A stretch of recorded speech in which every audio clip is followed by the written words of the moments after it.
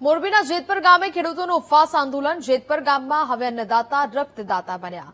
જેતપરમાં 12 blood બેંકના સહયોગી રક્તદાન કેમ્પ યોજાયો, જ્યાં મોરબી, રાજકોટ, જામનગર અને સુરતની બ્લડ બેંકનો સહકાર મળ્યો। 5419 બોટલોનું રેકોર્ડ બ્રેક કરવાનું આયોજન છે। રાત્રે 12 વાગ્યા સુધી રક્તદાન કેમ્પ શરૂ રહેશે।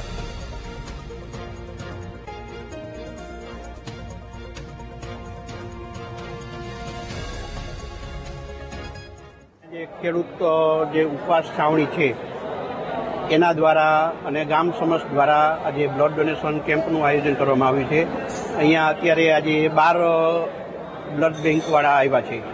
રાજકોટના છે, મોરબીના છે, અમદાવાદના છે, જામનગરના છે અને આજુબાજુના તમામ ગામનો આમાં સપોર્ટ છે અને અત્યાર સુધીમાં લગભગ 1000ની આજુબાજુ તો બ્લડ એકત્રિત થઈ ગયું છે અને હવે જ જે રાત્રે અમારે દરરોજ 10થી 15,000 માણસો અહીંયા દરરોજ ભેગા થાય છે અને રાત્રે 12 વાગ્યા સુધી બ્લડ ડોનેશન કેમ્પ ચાલુ રહેશે।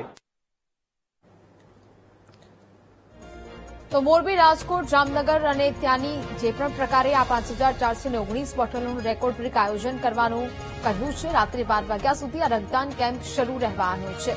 હવે અન્નદાતા રક્તદાતા બન્યા છે અને જેમના દ્વારા આયોજન કરવામાં આવ્યું। મોરબીના જેતપર ગામે ખેડૂતોનું ઉપવાસ આંદોલન યથાવત છે અને આંદોલનનો આજે 7મો દિવસ છે। જોકે હવે જેતપર ગામમાં અન્નદાતા રક્તદાતા બન્યા છે, જ્યાં 5419 બોટલનું રેકોર્ડ કરવાનું આયોજન છે। જેતપરમાં 12 બ્લડ બેંકના સહયોગથી રક્તદાન કેમ્પ યોજાયો છે। મોરબી, રાજકોટ, જામનગર અને સુરતની બ્લડ બેંકનો સહકાર ખેડૂતોને મળ્યો। 5419 બોટલોનો રેકોર્ડ બ્રેક કરવાનું આયોજન પણ કરવામાં આવ્યું છે। જેતપરના ગામમાં ખેડૂતો અમરનાથ ઉપવાસ પર બેઠા છે અને આજે આંદોલનનો 7મો દિવસ છે।